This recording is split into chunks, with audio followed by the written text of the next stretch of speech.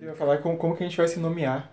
Chama de Makoto, se puder. Makoto pode ser. É. Beleza, Mas beleza. se bem que você tá acostumado a me chamar de Tech. Ou de não, você chama de Matias às vezes, né? É, mas eu posso chamar de Makoto, acho que pra mim não é problema. Tá? Então, e você? Quer chamar de Lorde ou Victor Então, Cesário? eu fiquei pensando que, sei lá. Eu vou de Vitor Cesário, então. Vai de Victor Cesário? É, Cesário. Se quiser me chamar de Cesário ou Vitor, não sei o que é Tá, melhor. vou chamar de Victor. Ó, vou sentir dificuldade. Boa noite. Eu sou o Victor Cesário e aqui comigo está o Guilherme Makoto. Oba, galera, como é que vocês estão? E seja bem-vindo ao Caneca Indie.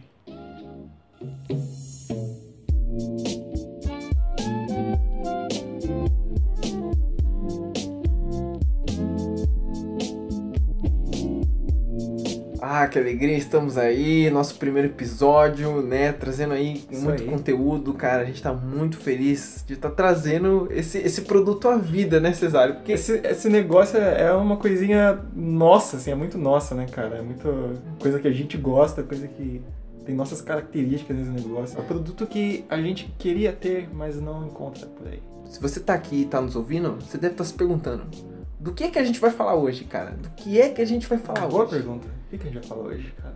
Eu e o Cesário, a gente trouxe aqui pra vocês 2 jogos, né? Isso aí. Um Dois jogos não muito recentes, né? Diga-se de passagem, assim. não são recentes, né, necessariamente dito, só que eles são interessantes, a gente decidiu trazer pelo approach que a gente teve com eles também, a conexão que a gente teve com eles ao longo da nossa vida. Então a gente vai Sim. falar sobre eles, né? A gente vai falar sobre esses jogos que a gente gosta muito. Né? As experiências que a gente teve, qual foram as frustrações, o que tem a ver com a nossa vida, e acho que fazer esses paralelos aí, né? Esse tipo de... Quase um review, né? Vamos começar com um review. É uma review... Pessoal, É uma review pessoal, uma review da gente através desses jogos. qual é o chá do dia? Qual é o chá do dia, O cara? chá do dia, cara, o chá do dia é capim-limão. Capim-limão é o chá do dia. Capim-limão, aquele É. sabor, aquela... Sabor verde. cítrico. Cítrico. Aquela coisa que você toma a zé da cara, mas aquece por dentro. Nossa, mano. É. Eu acho que tem jogos que são desse jeito. Tem. Tem desse jeito mesmo. Você toma, não curtiu. Tem. Eu vou falar de um hoje, pra ser sincero aqui. Mas, enfim. Que é o capim-limão. Que é o capim-limão. É um jogo capim-limão. Não, o jogo que eu vou trazer, ele é um cafezinho expresso de qualidade. Ele é o expresso de qualidade, cara. Ok. Mano, então vamos começar?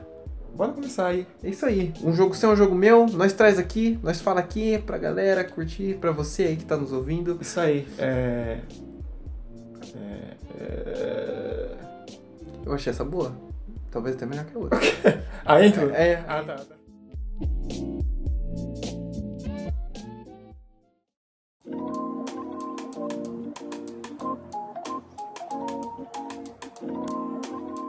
Bom, então hoje a gente vai falar de Bayonetta, né, que é um jogo de ação aí. E o Professor Layton, que é o oposto de um jogo de ação, né? Cara, é um jogo bem mais casual, super casual. muito tranquilo. Cara, ele realmente é o oposto. É o oposto É. de um jogo de ação. Ele é um puzzle adventure. É um jogo pra tia. Isso, jogo pra tia, Jogo de pra quebra-cabeças. Tá Isso aí. aí. É o sudoku da galera da modernidade. Sudoku pós-moderno. Vou começar falando aqui do Bayonetta, né? Ah, por favor.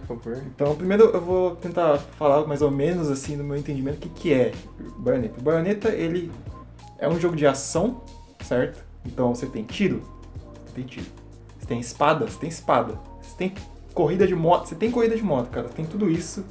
Ele tenta juntar todas essas influências, esses estilos diferentes em uma salada muito louca, assim. E eu falo que ele é um capim-limão que é azedo, porque pra mim, pessoalmente, tipo, se eu fosse falar gostou ou não gostou, eu falo, cara, não gostei. Mas eu quero jogar o Bayonetta 2, por exemplo. Porque ele, na cara, assim, ele é muito esquisito, ele é muito estranho, ele é um jogo que é muito awkward em vários momentos, né? Ele fica martelando umas coisas assim que você acha meio desnecessário, né? Eu achei, pelo menos.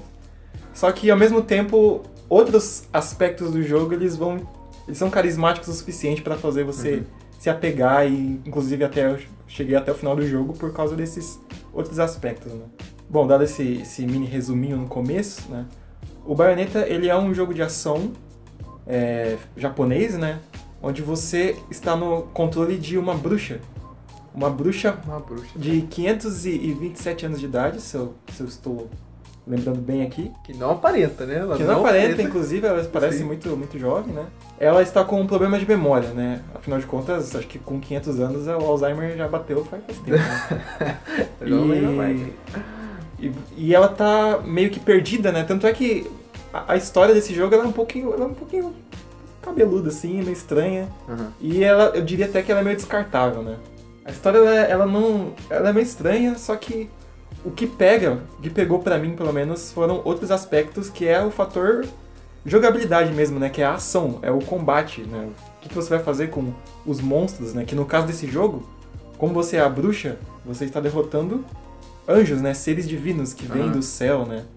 E então o combate, esse aspecto do jogo é onde a Platinum Games, que é a desenvolvedora do jogo, ela manda ver, e essa é a especialidade deles, e eles fazem isso com uma excelência primordial, assim, tipo, o jogo pega por isso, ele peca pela história, mas em contrapartida essa parte de jogar mesmo é fenomenal, assim. Mano, tipo, a gente poderia ter falado, assim, pensando que esse jogo ele é uma obra de um autor, né? Vamos pensar esse jogo como uma obra de um autor, assim. Qual é o nome do cara? Esqueci, cara. É o Hideki Kamiya. Hideki Kamiya. Ele tem um estilo, né? Ele tem um estilo. Ele tem a visão, cara. Ele tem a visão. Ele é o cara arte. É o arte. É o Altier, né? Como se diz. Exato. E é muito engraçado, porque, porra, o primeiro contato que eu tive com ele foi o Devil May Cry, né? O 3, né? Que era o famoso de PlayStation 2. Que a galera achava difícil pra caramba. E, mano, eu quando eu joguei o jogo, você sentia muito assim. Eu também devia ter o quê? Uns 15 anos, então. Eu não sabia a história, eu não sabia o que estava acontecendo, mas era um cara com espadas e com umas armas e... Parece ele, parece coisa dele. Então, e jogando Bayonetta, tem muito disso. É isso, cara, é isso. É aquele protagonista, tipo, super poderoso, que enfrenta, tipo, os inimigos, assim... Com aquela atitude meio blasé, assim, né? Isso, aquela isso. coisa meio, eu sou melhor que todo mundo aqui, eu sou muito foda. Isso. Fazendo gracinha e tal, né? Sim, tirando sarro, pá... Mas eu acho que realmente o Bayonetta ele é um jogo assim que ele é um refinamento.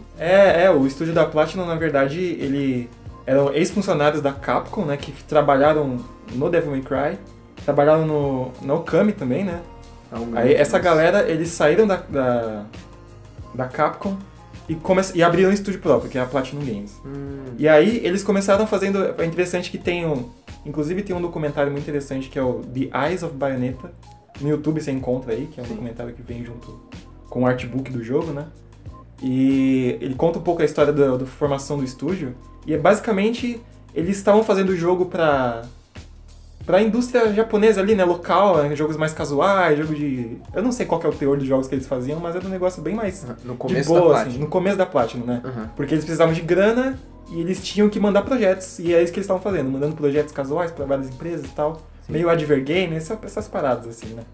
Só que o negócio do Kamiya, que é o diretor, é a ação, né, cara? É isso que ele é bom em fazer. E foi justamente andando pelos corredores da Platinum, assim, que ele falou, cara, basicamente...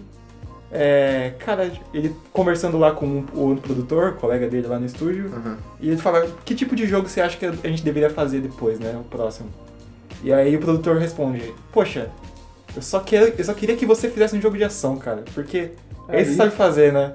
O Bayonetta bebe muito de Devil May Cry, né? Bebe muito, assim, as fontes estão ali. É a evolução da fórmula, né? Evolução da fórmula. E eu acho muito legal as mecânicas que eles conseguiram implementar, sabe? E eu não sei, tipo, a Platinum hoje ela já tem uns títulos, depois do Bayonetta, muito fortes e famosos também, né? Tem uns títulos foda aí, velho. Tem o Metal Gear de espada lá. O Rising. Rising, o Vanquish. Vanquish, exato. Tá aí na Steam, lançou pro PC também. Grande jogo de ação. Nier Automata. Cara, pode crer. Tem uns jogos da hora aí, velho. Então, e o Bayonetta parece que ele abriu as portas, né? Ele deu uma cara pra empresa. Apesar do jogo não ter lucrado, assim, ter explodido, ele é um jogo que chama atenção e ele mostra o domínio, né, da empresa naquele gênero. Então, foi um jogo importante, assim, querendo ou não. Tendo vendido bastante ou não, né? Eu pelo menos assim, eu acho aquela cena de introdução que a gente vê os personagens ali. Eu fui lá na casa do Cesário lá pra gente jogar o Bayonetta, né? E eu já tinha jogado antes, eu já tinha experimentado um pouquinho, eu já tinha visto alguns vídeos. Mas ali eu sentei pra jogar aí com mais atenção, né? Que a gente tava preparando e tal, um material bacana pro Caneca Indie. E, mano, percebendo, assim, é aquilo que você falou. O jogo, assim, a gente começa levando tudo muito a sério. As cenas, a maneira como a história é contada, mas de repente começa a dar um flip, assim, de como é que fala? Caretice. O jogo fica careta, cara. E é muito louco, cara, porque as mecânicas, o gameplay é tudo tão sério e ritmado e veloz, assim. Só que aí começa a entrar aquela coisa de sadomasoquismo, aquela coisa dela ficar pelada e... Que é aquilo, cara? Isso, É que tem isso, né? A Bayonetta ela é uma personagem meio controversa, assim, né? Porque eles tentaram fazer uma personagem sensual, só que... Eu não sei qual que é a visão que eles tinham a respeito da sensualidade e eles acabaram passando um pouco do ponto, assim, eu diria, né? Pra mim, pelo menos, pessoalmente. Em alguns pontos ela chega a ser bem explícito, assim, né? O teor sexual, assim, das paradas que ela fala, das interações que ela tem. Sim. Em alguns momentos você tá batendo lá com o personagem, e aí ela faz umas poses estranhas, a câmera vai nos lugares, assim, muito... Sai daí, câmera, pelo amor de Deus, sabe? Cara, eu acho que isso é uma coisa de outra cultura. Você sente, assim, que é uma visão que vem do outro lado do mundo. Exato. E é bem isso mesmo, porque você percebe... No documentário, eles mostram o desenvolvimento do Bayonetta, né, basicamente. A designer da personagem, ela é uma mulher, né? Uma mulher que desenhou a personagem, que projetou as roupas, o estilo, né, as proporções de todos os personagens do jogo. E, inclusive, tem uma cena engraçada no documentário que é quando ela pergunta pro Kamiya qual que vai ser o tamanho dos seios da Bayonetta. Tem isso, cara, no documentário. Ai, que constrangedor. E ela é super natural, assim, eu fui perguntar pra ele, né, qual que tem que ser o tamanho dos seios da personagem. E aí corta as câmeras, assim, né, porque eles estão isolados, né, entrevista só com ela, entrevista só com ele, só com cada um, assim. Ah, sim. E aí corta, eles meio que falam, e a gente comentou com ela desse aspecto aí. E aí ele fala meio que, eu falei pra ela que tinha que ser, eu não lembro qual que foi o número que ele falou lá, mas tipo, tinha que ser, sei lá, 28... Porque eu gosto de seios pequenos, assim, ele é mais gostoso de apertar e não sei o quê. E aí você fica, mano, o cara tá falando isso, velho. Eu sei que é 2009, mas o cara tá falando isso. Ai, meio bad. E aí, tipo, e mais pra designer é, tipo, numa boa, assim, ela dá risada, sabe? Então é a perspectiva local ali, não sei, cara. Não, isso dá até um bom pano pra manga, né, cara? Tipo, como as mulheres são representadas nos jogos, né? É até um debate que a gente poderia ter, assim, é difícil a gente falar como homens, né? Esse tema, evocar esse tema. Mas, assim, para um outro episódio a gente pensar nisso, porque na indústria é largo, assim, o número, pelo menos a gente pega aí personagens icônicas no caso, Lara Croft, né? A gente tem, quem mais, assim, deixa eu pensar. Samus, sim. Metroid. E você tem uma leve... Pô, jogos de luta, cara. Porra, a maioria, nenhum, assim, tipo, a grande, vasta maioria, os personagens são, tipo, exagerados, tudo sexualizado mesmo, né? Às vezes. Schoolgirls que eu diga. Schoolgirls, cara, baixou aí e se deu mal, né? Como é que foi? Schoolgirls é uma experiência que eu prefiro deixar engavetado, porque... Nossa senhora. Os caras entendem jogo de luta. Os caras é luteiro aqui. Lutadores. Nossa, mas é bem isso, assim, como é que a indústria lida com essas personagens, né? E o Bayonetta acaba sendo um exemplo delicado, assim, porque eu já li que ela era símbolo, em algumas reviews eu li que ela agora é símbolo do girl power nos jogos. Só que, mano, você tem isso a custo de um homem que produziu o jogo. Sim. E esse cara, ele teve, inclusive, essa influência sobre decidir, né? E as proporções ali. E o papel dela na história, né? Então, cara, é complicado. Eu acho, assim, é um tema O que é engraçado porque enquanto eu tava jogando, você vê que a personagem, ela não é tão bem desenvolvida, pelo menos na minha opinião, né? Ela não tem muitas... Nuances dramáticas, exato. Sim, mas ao mesmo tempo, tipo, eu quero jogar o Bayonetta 2 porque eu me apeguei a ela de certa forma, sabe? Sim. Eu achei ela carismática. Eu gosto da personagem. Apesar de não ter gostado do jogo de modo geral, né? Então, tipo, é curioso como eles trabalham isso, né? Eles conseguem dar carisma na personagem através de movimentos, de expressões, de golpes até que você desbloqueia, né? Porque ela tem uma gama gigante de golpes, de armas que você usa e tal. E frases soltas, assim. Você se apega a alguns aspectos dela, né? Da personagem. Entendi. Então é interessante isso, querendo ou não. Uma coisa que eu senti também jogando, bateu bem forte, assim, a gente já passou por essa tecla, né, de como o combate tá evoluído, como a luta tá evoluída nesse jogo, né? E, mano, isso assim, é muito prazeroso de você jogar, de você executar os combos, porque é aquilo, você falou que a sua experiência com Skullgirls foi foda. Porque tipo, ele é um jogo de luta, só que ele é um jogo de luta para pessoas que entendem de jogo de luta. Que entendem de jogo de luta, Ou seja, não é acessível, né? Tipo, alguém que tá começando... Vai se dar mal nesse jogo, lindamente. Foi o meu caso, né? Eu fui atraído pelo visual fofinho, né, de certa forma, aquelas menininhas bonitinhas, aquele visualzinho mais cartoonzão assim, redondinho e tal, né? A arte é muito bonita. A arte é super foda, cara, e a trilha sonora, assim, jazz, sabe, bebop, assim, bem da hora. E eu falei, nossa, esse jogo aqui vai ser fácil, né? E, nossa, eu tomei um pau lindo, assim, no tutorial, sabe? Porque você tem que...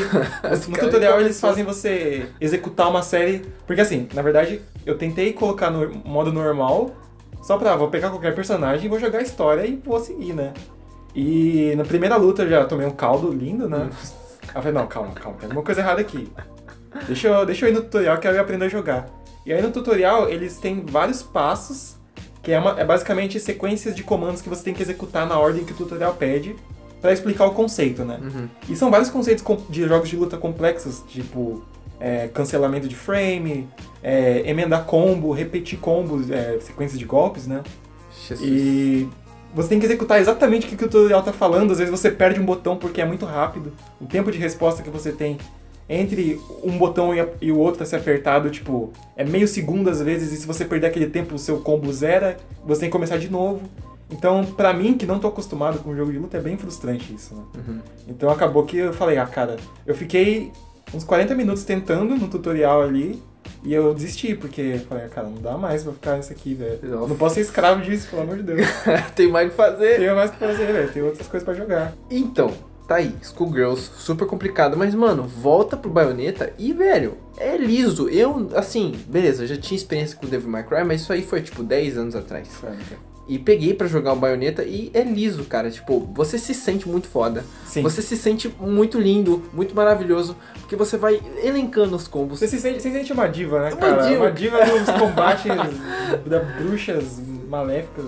Mano, e a animação tá linda. Eu acho assim, isso é pelos detalhes até, né? A gente vê pela roupa, pelas criaturas que ela invoca enquanto ela tá realizando os golpes, cara. Sim. É tudo assim, milimetricamente planejado, cara. E é muito legal você ver toda aquela animação fluindo enquanto aqueles inimigos na tela estão se espatifando e se explodindo. Sim. E você se sente realizando, você sabe o que você tá fazendo? Apesar de você muitas vezes não saber, você tá apertando os botões ali O resultado de é formas bonito. aleatórias, o resultado é bom, cara. A gente faz se sentir um Satisfatório. profissional ali, né? Sim. Se não fosse a pontuação no final de cada fase, que aí ela te traz pra realidade e mostra como você foi mal, na verdade, né? Que no final de cada fase do Bayonetta ele conta os pontos, quantos itens você usou, e aí você meio que tem um saldo assim, né? E você foi bem, ganha um troféu de ouro aqui nessa fase. Toma um troféu de... Eu não sei o que tem depois do ouro, porque foi o único que eu ganhei. E o resto foi tudo de pedra, então eu não sei o que tem depois. Né? E ele te qualifica, né? Te avalia nesses quesitos, assim. E, mano, esse cara é muito criativo pra combate, cara. Puta que pariu. As situações... Lembra? A gente ficou muito tempo comentando o começo do jogo, que você tá despencando em queda livre. Sim, cara. Nossa, a apresentação dele, cara, é sensacional, assim. É muito... Tanto do começo quanto a do final. A do final é engraçada também. Tem a cena inicial, né, que mostra... Tenta pincelar uma história lá, né? E aí, corta a cena... Ele não te ensina, ele não te mostra nenhum botão, ele não te ensina como jogar, ele não fala nem que começou o jogo. Ele simplesmente põe a sua personagem em cima de uma pedra, de uma rocha assim, né? É um pedaço de um relógio, parece, em queda livre, no espaço. Caramba, que já é maluco, porque no espaço não tem gravidade, mas você tá em queda livre, então você fica, nossa, que foda. É o fim do mundo, E aí você tem uma outra personagem com você em cima dessa rocha, e a rocha tá girando no espaço e tá vindo bicho de todo canto. e ele te deixa lá pra apertar os botões e ele começa a contar o prólogo, assim, né? Há 500 anos atrás. E você só fica, caralho, e apertando o botão, assim, que nem um maluco. Então, assim, esse é o jogo que a sua criança interior o Vitinho de 11 anos tava vibrando, assim, nossa, que da hora, velho. Pelas cenas de ação, Cena, elas né? têm muita qualidade. O Kamiya, ele é um cara engraçado, assim, porque você vê que é um cara que ele se preocupa, ele é atencioso, ele entende do assunto, ele manja da questão de bruxarias, né, de ocultismo. Ele teve um estudo ali, né? Teve um estudo ali pelo assunto, né, ele não trouxe à toa, assim, né. A história talvez tenha sido um pouco cagada, mas depois que você assiste o documentário, você entende por que a história ficou desse jeito, né, porque foi basicamente o produtor, naquele momento que o produtor dele falava, você tem que fazer jogo de ação, né, porque a gente não tem que ficar fazendo jogo casual, o que é isso? Jogo de fazendinha, de cozinha? Não é isso que a gente tem que fazer, a gente tem que fazer jogo de ação, de tiro, você tem talento pra isso. E aí ele fala, tá, então vamos fazer um jogo de ação. Mas vamos fazer jogo de ação com mulher, porque não tem muito assim, você só vê homem. Aí legal, ação, mulher é legal. O que é? Mulher poderosa? Mulher poderosa é bruxa, né? Então tá bom, então vai ser uma bruxa. E aí a história vai saindo tipo assim, sabe? Super espontâneo. O que eles querem colocar no jogo, eles colocam e eles meio que tentam ligar os pontos assim de uma forma bem mais direta possível, assim, sabe? Nossa, então você vê que o cuidado com a narrativa mesmo, com o roteiro, né, no caso, assim, foi o que mais foi pisado, assim, no desenvolvimento do projeto, sabe? Tiveram muita liberdade, né? Tiveram, Não teve um rigor, assim, tipo, a SEGA, que é a SEGA no caso aqui. A SEGA foi a empresa que estava publicando o jogo, né? E eles não tiveram cuidado de falar, não, a gente quer um storytelling aqui, uma contação de história profissional aqui, um negócio exímio. Não, os caras só deixaram o freio solto ali, a rédea solta e eles... Só vai aí, cara. E eles foram fazendo, tacando pau mesmo e deu no que deu, né? O que eu ia falar do Kamiya era que ele parece ser esse cara legal, ele é esse cara legal, né? Você consegue ver pelo documentário que ele se preocupa com o produto e tal. Só que a relação com o público dele é interessante porque ele tem o Twitter, né? Ele tem uma conta no Twitter. E essa conta no Twitter do Kamiya, ela é bem polêmica, assim, pelo jeito que ele trata as pessoas que vêm falar com ele através dessa conta no Twitter. E ele dá umas respostas meio bruscas, assim. Primeiro que você entra na conta dele lá, no perfil dele, e vai ter assim, o tweet que tá fixado lá no topo da página era, na época que eu entrei, era 3 regras aqui. Não pode falar de jogo antigo, que eu trabalhei, não pode falar inglês, e uma terceira regra lá. Se fizer isso, tá bloqueado. Eu não sei o quê. Como assim? Assim, nesse nível, sabe? Uhum. E aí você vê a galera tipo, nossa, Kamiya, sou seu fã. Quando é que vai sair o Okami 2? Aí fala, Okami é da Capcom. Eu trabalho na Platinum, você está bloqueado, não me enche o saco. Tipo, nesse nível, sabe? Teve um caso até que chegou a ir pra vários sites, vários portais de notícia começaram a... vários portais de notícia reportaram esse evento aí, que foi quando um jornalista tweetou alguma coisa pra ele que ele não gostou e ele pegou e respondeu Do you eat shit? Você come merda, tá ligado? E tipo, essa é a resposta que ele dá pros caras, tá ligado? Mano, como assim? Tipo, o cara não tem escrúpulo, assim, pra poder conversar com a galera, assim. Bom, dito tudo isso sobre o jogo, né? Eu acho que eu posso dizer que o Bayonetta, ele não é um jogo pra todo mundo, né? Se você não gosta... Acho que se você não gosta de anime, por exemplo, você não precisa nem cruzar com esse jogo. Porque esse jogo, ele é além do anime, eu diria. Ele é, tipo... As características do anime, elas são potencializadas, né? Nesse jogo. Mas pra quem curte, vale a pena, porque a galera que curte anime aí já tá acostumada com animes que tem uma história meio cagada e tal, né? Mas que ele acerta muito bem em outros aspectos ali, né? O combate é muito bom, até quem gosta de um jogo mais arcade, né? Que tem essa coisa da pontuação, eu acho que esse jogo engaja bastante. Não foi o meu caso, eu consegui me manter pela questão do combate e do carisma dos personagens, né? Só isso me manteve. Então, apesar de eu não ter gostado do jogo de forma geral, porque eu considero a narrativa um ponto importante, né? Quando eu tô na minha experiência, tipo, é uma parte que completa a minha experiência jogando. É um jogo que eu recomendo, porque ele ainda assim ele tem muito valor, sabe? Ele é um jogo relevante, eu diria.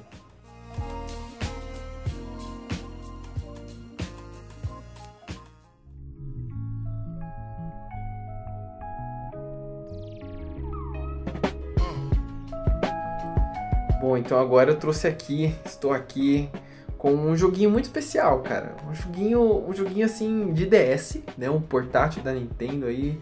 Eu acho que 2004, porra, a gente tinha o quê? Uns 12, 11 cara, anos. faz um tempo, velho. Faz muito marcou tempo. muito. Mas é uma nostalgia pra todo mundo que teve um DS, aquelas duas telinhas, o negócio touch, hoje em dia tudo é touch e tudo começou ali no DS. E eu vou falar de um jogo, né, que ele foi lançado aí em 2007, né, e o gênero ele é um puzzle adventure. Então ele é um jogo de aventura com resolução de quebra-cabeças. Foi publicado e desenvolvido pela Level 5, né? Parece que ela é muito conhecida, essa empresa no Japão.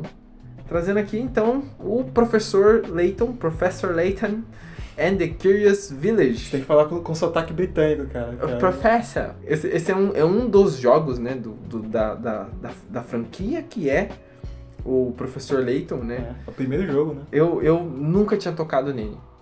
E olha, assim, eu nunca tive um DS também. Uhum. Essa é outra história engraçada. Eu sempre joguei no dos meus amigos. Uhum.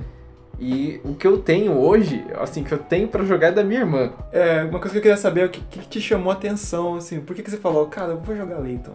O estilo de animação, na hora que eu olhei, me bateu com um filme que eu tinha visto há muito tempo. Uhum. Recomendo. Chama As Bicicletas de Belleville.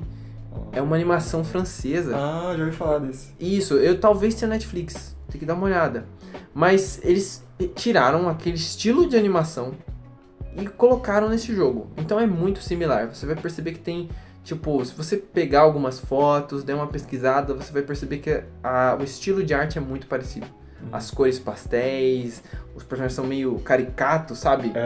Tem uns que tem narigão, outros são altos pra caramba. Sim. O negócio que eu acho engraçado no Layton é que o cara que desenhou os personagens, ele não se preocupou em manter o uniforme, tipo, a identidade, né? Porque um cara, o professor Layton mesmo, né? Ele tem uma cabeça quadrada e os olhos dele são duas bolinhas pretas, assim. Aí o parceiro dele, que é o Luke, o menininho, ele já tem um olhinho branco com a bolinha preta dentro. Aí o outro cara é, tipo, totalmente parece uma moeba, assim, ele é todo amassado, nariz amassado. O cara foi brincando, assim, né, com estilos, é bem interessante. Então, essa falta de unidade eu não sei de onde é que veio. Eu achei esquisito, porque eu achei que era desse estilo que eu te falei, desse filme, porque esse reparo é muito parecido. Uhum. Só que o Layton é menos detalhado, assim, a impressão que a animação ela foi mais criada pra um talvez assim, pensando em um jogo, que os personagens vão se movimentar e eles vão conversar bastante. E eu não sei, sabe, eu realmente não sei por que tem essa não uniformidade. Mas é real, eu também senti isso. E assim, a história, né, do Professor Layton é que você encarna, você tá na pele do Professor Layton, né, o cara do título, e ele anda com o assistente dele, que é o Luke, né, ele é tipo um aprendiz, e o Professor Layton, assim, ele é o cara dos quebra-cabeças, ele é tipo o mestre de quebra-cabeças. Ele é qual que é o nome daquele doutor lá? O Poirot, ele é exato. É tipo Poirot. É tipo um Sherlock Holmes, cara. Ele assim, é nitidamente baseado nisso, porque você percebe que tem essa dinâmica com o assistente, que ele tem que explicar o que ele tá fazendo pro assistente. Uhum. Então, os dois, eles são uma dupla de investigadores que são convidados. Uma carta misteriosa de uma tal de Lady Dahlia lá, não sei o nome da moça. Uhum. E aí eles têm que ir até uma vila pra descobrir um mistério de uma maçã dourada. Porque teve um cara lá, que ele é parente dessa moça. Aí você não sabe, menina. Ele faleceu. E aí ele deixou uma carta. E nessa carta tem um tesouro que ninguém nunca viu. É mesmo? É mesmo, rapaz. Eita. E aí eles têm que achar esse tesouro. E assim, esse é o jogo. E ele funciona mais ou menos como um point and click, sabe? Você vai andando pelos cenários, vai clicando ali, vai clicando aqui, interagindo. Uma coisa interessante, né, é que esse é um jogo, ele é um jogo assim de aventura e de quebra-cabeça, né? E você fica pensando, pô, será que ele vai conseguir linkar isso bem? Será que eles vão conseguir criar? E cara, funcionou. Eu fiquei impressionado. Funciona, né, cara? Porque é raro. Quantos jogos, assim? Pensa em um quebra-cabeça de aventura que é bom, assim. Talvez tenham vários. Tu vai falar os classicões lá da LucasArts, talvez. É que eles são mais um point click do que... O foda é que eu não vou ter a referência, porque eu realmente, tipo, só vi screenshots. Eu não sei, assim. E todos são point and clicks Meio que é aquela coisa de você pega itens, põe no seu inventário e você usa itens do seu inventário pra interagir com coisas no cenário e tal, né? Sim. E esse é diferente, né? Esse jogo ele é diferente no sentido que você não está pegando coisas do cenário e colocando na sua malinha e usando essas coisas em outros lugares. Você simplesmente conversa com alguém e alguém vai falar, olha, tem um quebra-cabeça aqui pra você. E esse quebra-cabeça é aquela coisa mais... parece quebra-cabeça de jornal, sabe? É diferente, né? Tipo, o quebra-cabeça que eu tenho pra você resolver aqui resolve esse sudoku aqui pra mim. Ou aqueles joguinhos de lógica, tipo... você tem a ovelhinha e o lobinho de um lado do rio, tem que atravessar... e o lobo não pode ficar sozinho com a ovelha, senão o lobo come a ovelha. Como é que você resolve isso? Esse tipo de puzzle, né? E o bacana que eu gostei, cara, é como eles interligam essa relação entre quebra-cabeças e história, sabe? Porque o jogo é que nem você disse, você vai progredindo e você vai falando com as pessoas. E por algum motivo nessa cidade, todo mundo, naquela cidadezinha, todo mundo tem um porra do quebra-cabeça, cara. Aí eles falaram, cara, tô com fome. Você consegue resolver esse quebra-cabeça pra mim, mano? Você consegue, você clica nas pessoas pra conversar, aí ao invés de elas te dar o que você quer saber, que é as pistas, o mistério, as pistas, né, a solução das coisas, elas inventam um quebra-cabeça pra vocês, tem que resolver ali. Então assim, é assim que eles colocam os quebra-cabeças, mas mesmo assim, cara, eu achei que é muito bem pensada essa relação, porque ao mesmo tempo que você tem esses quebra-cabeças meio fora, às vezes, de nexus, tipo, você tá no meio do mistério e os caras vão te dando essas coisas. Uhum. E todo mundo tem um quebra-cabeça pra te dar. Uhum. Ao mesmo tempo, tem esse senso de você é recompensado com a história. Então é como se você resolve um quebra-cabeça e a recompensa de você ter resolvido é uma nova pista, é uma nova área que você não podia explorar antes. Uhum. Então, cara, casou tão bem isso aí, cara. Eu achei isso sensacional. Porque você tá progredindo na história ao mesmo tempo que você tá resolvendo aqueles puzzles, aqueles quebra-cabeças. E muitos deles envolvem problemas de matemática, alguns se tratam de você ligar pontos, outros resolver um labirinto, problemas de lógica. Sim. Então você sente, é uma experiência casual, sabe? Eu conseguiria jogar por muito tempo e parar, deixar ele e depois voltar. Voltar e continuar. Da onde você parou, né? Tanto é que quando você entra no jogo, aparece lá uma ceninha de nossa história até aqui. Você já viu, aparece lá a nossa história até aqui, mostrando os principais acontecimentos e fatos que já ocorreram até aquele progresso que você realizou. Porque justamente esse deve ser o público-alvo, assim, né? A galera bem casualzona que vai pegar, vai abrir o DS... vai jogar um pouco, aí vai abrir, tipo, daqui a 3 dias, vai jogar mais um pouquinho esse jogo, né? A galera que não tem essa veia gamer, né? De querer, não, vou jogar todo dia aqui. É mais a galera casual, né? Casual, não sei se nome eu posso falar. Tipo, isso até é uma coisa engraçada, porque você percebe os outros consoles, a gente joga aí um pouco mais pra galera do Sony, os consoles da Sony, os consoles da Microsoft. A Nintendo, ela sempre teve meio que esse público lidando com essa galera casual. Você via ali pelo Nintendo Wii, que quando você viu o comercial, não eram uns jovens descolados jogando, era tipo uns velhinhos. Pelo próprio comercial você já percebia, sabe? E os jogos eram muito acessíveis, cara. Os menus, a interface... Sim, tudo, sabe? Sim. É curioso até que o DS, ele foi o meu console favorito, né? E a primeira coisa que você vê quando você liga o DS é o warning. Não pode jogar, não sei o que, não pode ficar jogando muito tempo, hein? Olha essa vista aí, não sei o que. Uma curiosidade interessante aí que entra aí pro diretor do jogo, né? A gente tá falando desse episódio, a gente tá falando dos autores, né? Dos diretores. E também um japonês, né? É Akihiro Ino, o nome do nosso colega. Que ele é o presidente da Level 5, né? Hoje em dia. E tem uma curiosidade que ele também é o diretor desse jogo. Então, e quando ele era criança, cara, ele gostava muito de uma revistinha, que eu não sei se eu vou acertar o nome, hein? Me perdoa meu japonês, que tá um pouquinho enferrujado. Mas é só um pouco. Atama no Taiso, acho que é isso. E ele se traduz mais ou menos como um livro de quebra-cabeça, sabe? Esse jogo, na verdade, é uma evolução desses livrinhos de quebra-cabeça. É uma evolução desses livrinhos de você pegar, tipo uma coquetel, só que em vez de ter... tinha coisinhas mais complicadinhas para adultos, né?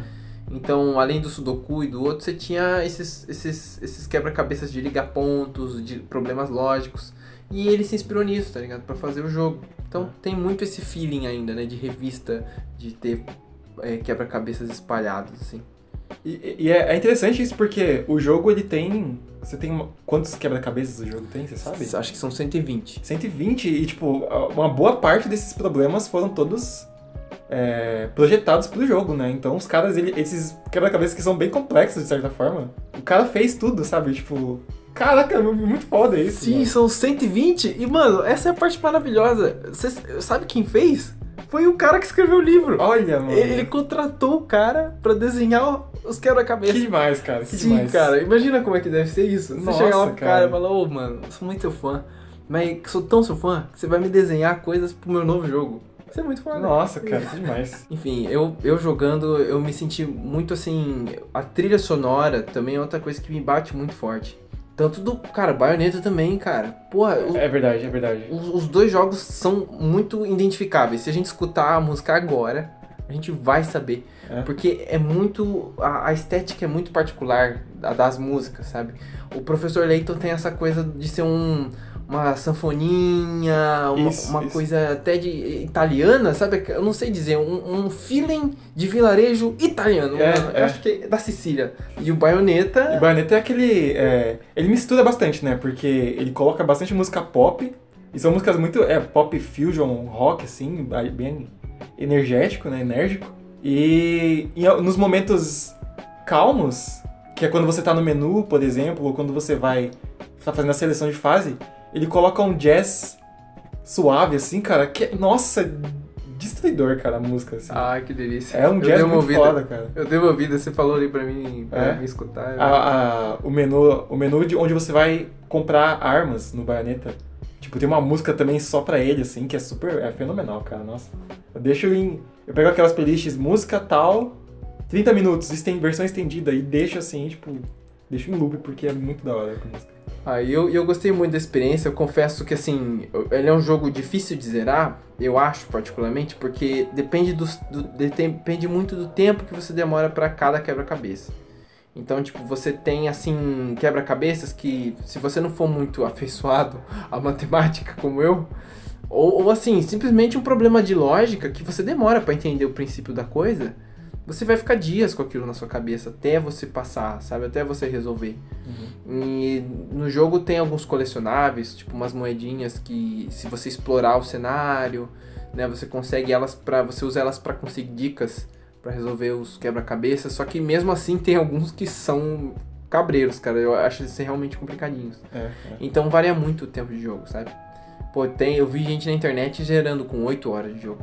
8 horas, cara, você é louco. Nossa. O meu save, que tava tipo 25% quando eu fiz, tava tipo 7 horas já. Caraca. Então, fazendo as contas, eu ia acabar o negócio muito lá na frente, né? Mas pra fazer aqui esse review, eu corri atrás, dei uma pesquisada, assisti uns vídeos da galera que terminou.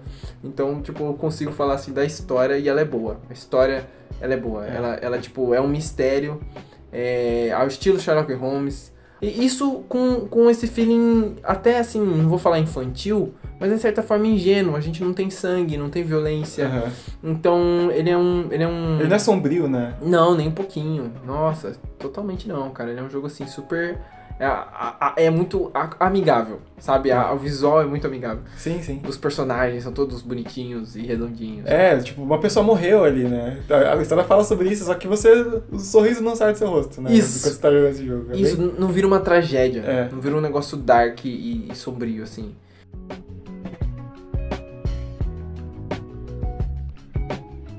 Ó, pra mim, pra fechar, falar de Professor Layton, é um jogo que assim, eles criaram, né, observando o que eles fizeram nesse primeiro e o que eles conquistaram nas outras franquias, né, ao longo da franquia, mas criaram todo um universo com personagens muito ricos e muito mistério e aventura, sabe? Isso é muito legal.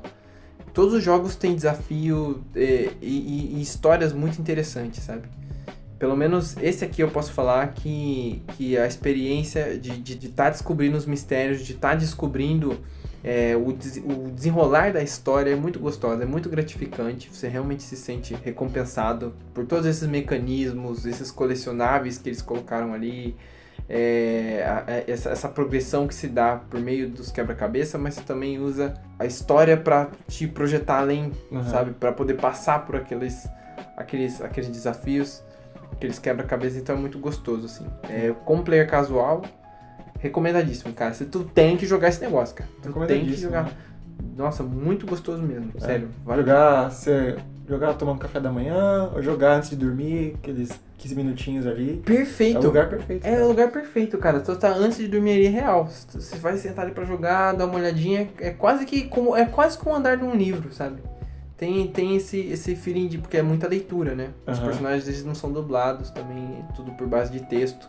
Isso não significa que eles não tenham personalidade. O texto tá bem escrito. Sim. Os personagens falando... Soa assim... É muito engraçado algumas falas, tem muita comédia, assim. E é um universo muito gostoso, cara. Eu volto com certeza.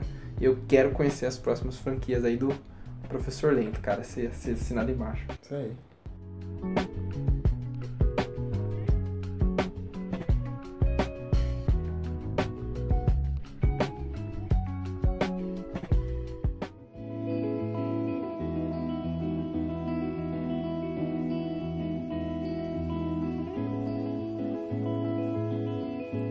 Foi isso aí, então. Isso aí foram nossas impressões. Hands-on, Professor Layton e a Vila Curiosa. Nossa. 5 anos depois, tem quase 7 anos depois do jogo lançou. 7 anos e Bayonetta, um estudo de caso, 10 anos de envelhecimento aí, se fez bem. Os dois envelheceram bem. Os dois envelheceram bem. Sim, eu diria que sim. E você que tá aí nessa noite, nesse dia ou nesta tarde... Neste crepúsculo, neste amanhecer, aproveitando aí o nosso podcast, a gente vai trazer aqui uma recomendações especiais pra você aí que também é devorador de mídias. E ó, a recomendação que eu queria deixar aqui pra você meu querido, minha querida, é um canalzinho no YouTube, dá uma conferida lá, que é o Tocotoco TV, né? É TOCOTOCO. Ele é um canal no YouTube que tem várias entrevistas e são mini documentários muito bem realizados, cara. Muito bem realizados, assim, que eles abordam artistas do Japão no geral, e todos modernos, assim. Então, a gente tem desde designers, a escultores, a desenvolvedores de jogos. Então, você vai ver lá o Yoko Taro, por exemplo, tem uma entrevista com ele muito boa. Olha, eu vou pegar a onda desse clima Japão que a gente... estabeleceu aqui, né, nesse episódio. Foi muito Japão, né? Muito Japão.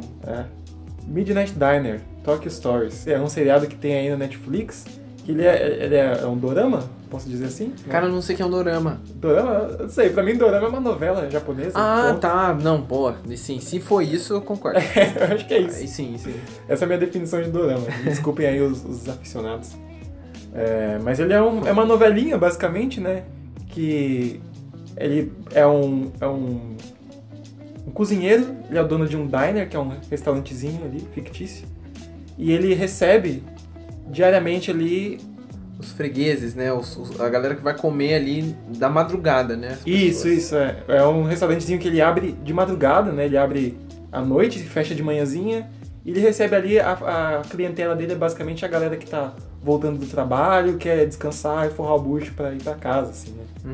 E então é uma galerinha já mais calma, mais adulta, né? A maioria, pelo menos, vários personagens ali são adultos, eles têm trabalhos noturnos, né? Taxistas, pessoal de escritório, os personagens têm essa vibe. Isso.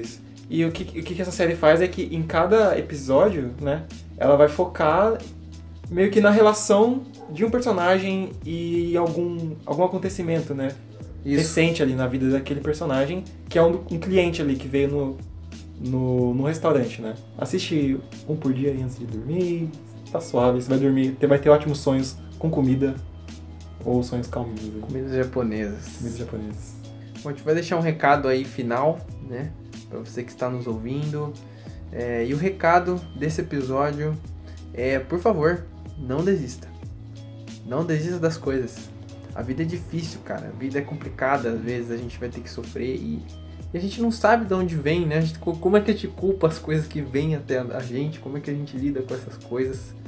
Mas não desista porque já dizia minha avó, primeiro que tristeza Tristeza não paga dívida, meu caro. É um ditado que é bem verdade, né, cara? E você que tá começando, você que tá lutando, não para não, cara. Não para não, que a coisa vai acontecer. Se for tarde, a coisa vai virar. Então você tem que seguir, tem que persistir. E eu acho até que esse podcast fruta um pouco disso, cara. É verdade, é verdade. É um produto que a gente sempre quis, né, cara? Desde sempre, assim. E a gente tá trazendo isso aos pouquinhos. A gente foi desenvolvendo a ideia. Aí, recentemente, a gente começou a formular. E a gente falou, não, agora dá pra gravar, vamos fazer. Altos e baixos aí. Mas tá saindo, né, sim, cara? correndo atrás. Esse dia foi muito louco, cara. Eu tô pra me mudar aqui da casa. A gente tá gravando um quarto super espaçoso, com jacuzzi, vista para o mar. Mentira, não tem nem janela. Mas o Lorde, você tem ideia que ele tá do lado do cachorro aqui, ó. Sai lá da casa do cachorro. Mas é tudo um passo de cada vez. Com paciência você chega lá. E você tem que acreditar. Porque se você não fizer, ninguém vai fazer. Então um grande abraço pra você que está nos ouvindo. Um beijo. E até a próxima. O próximo episódio sai no final do mês que vem. Final de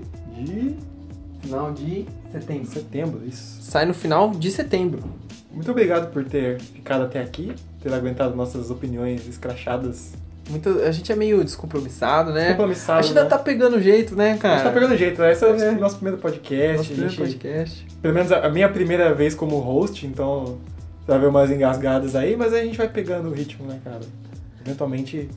Você vai ver, pode apostar até o 10º. No 10º, cara. Ih, moleque, você é louco. Não tem pra ninguém. Não tem pra ninguém, papo torto. Felipe Neto. Conhece o Cauê Moura? O grande. Vai estar aqui convidado nosso aqui, ó. Isso aí, galera. Boa noite, gente. Boa noite. Ou boa tarde. Ou boa tarde. Ou bom dia. Ou bom dia.